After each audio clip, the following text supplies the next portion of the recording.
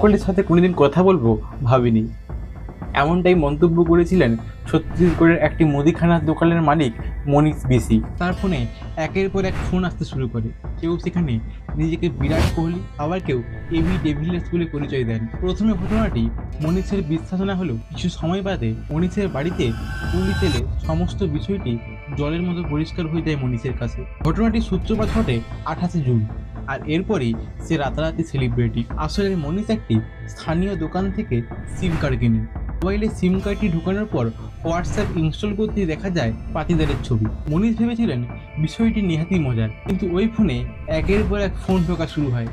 কেউ নিজেকে বিরাট কোহলি, আবার কেউ নিজেকে এবি ডেভিলিয়ার্স বলে পরিচয় দেন, এবং মনীষও রীতিমতো মজা নিতে শুরু করে। সে নিজেকে মহেন্দ্র সিং ধোনি বলে পরিচয় দেয়। এরপর 15ই জুলাই একটি অপরিচিত নম্বর থেকে ফোন পান মনীষ। উল্টো প্রান্ত থেকে ভেসে আসা কণ্ঠটি নিজেকে রজত পাতিদার বলে দাবি করে, এবং তিনি বলেন এই নম্বরটি তার এবং এই নম্বরটি তাকে ফিরে দেওয়ার জন্য তিনি অনুরোধ করেন। কিন্তু তবুও মনীষ নিজেকে মহেন্দ্র সিং ধোনি বলেই পরিচয় দেন। উল্টো প্রান্তে থাকা মানুষটি অনেকবার বোঝানোর পরেও কিছু লাভ হয়নি। শেষ অবধি পাতিদার ঘটনাটি পুলিশকে জানান, এবং কিছু সময় পরেই পুলিশ মনীষের বাড়িতে উপস্থিত হয়। অতঃপর মনীষের বাড়িতে পুলিশ উপস্থিত হওয়ার পর সমস্ত ঘটনাটি সে বুঝতে পারে, এবং সেই সিম কার্ডটি তিনি ফিরিয়ে দেন। মূলত কোনো সিম কার্ড 90 দিন ধরে নিষ্ক্রিয় থাকলে তা ভারতের মোবাইল অপারেটর সংস্থাগুলি অন্য কাউকে দিয়ে দেন।